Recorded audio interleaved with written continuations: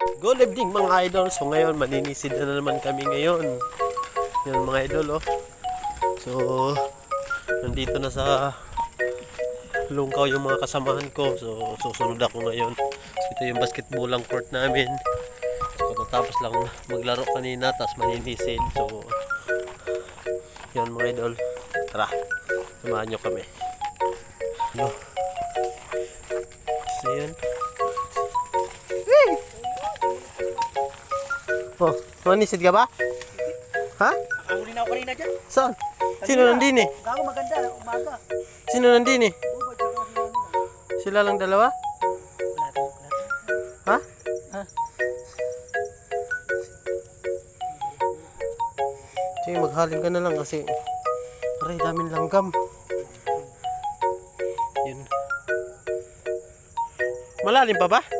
Sakto lang, nakakatukod na ako. Nakakatukod ka na? Ah, sige yun. Yun, sino ba yun? Si paring Buboy nandun sa dulo. Hoy! Hello mga kasisid.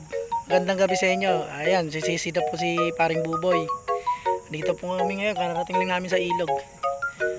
Ayan, sumisid sila sa Lungkaw kanina. Nakakatakot, makapal kasi. Kaya ngayon, pumunta sila ngayon sa ilog. Ayan, yung utol ko. Ayan, si Jonathan Naol. Ayan. Paring Marmar, lulusong na. Yun. May huli na siyang 4 na piraso. Si Buboy, 2 piraso. Kapatid ko, 2 lang din. Ako, hindi na ako nanisid kasi kaninang alas 2. Nanisid na ako. Nakahuli naman ako ng 13 piraso. Mga malalaki din. 1 kilo rin mahigit. Taka na linaw! Parang nasa Lungkaw lang eh. Natakot ka. Linaw, Noy! Janitor! Malinaw, malinaw! Linaw, parang nasa Lungkaw lang eh.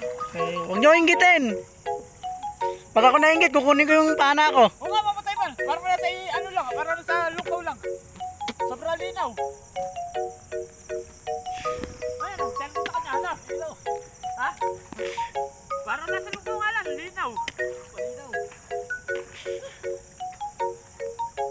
Okay guys, ano, malinaw daw, malinaw. Kasing linaw po ng mata ni Buboy. Nasa Lungkaw lang. Sarap na tignan ng putang ina.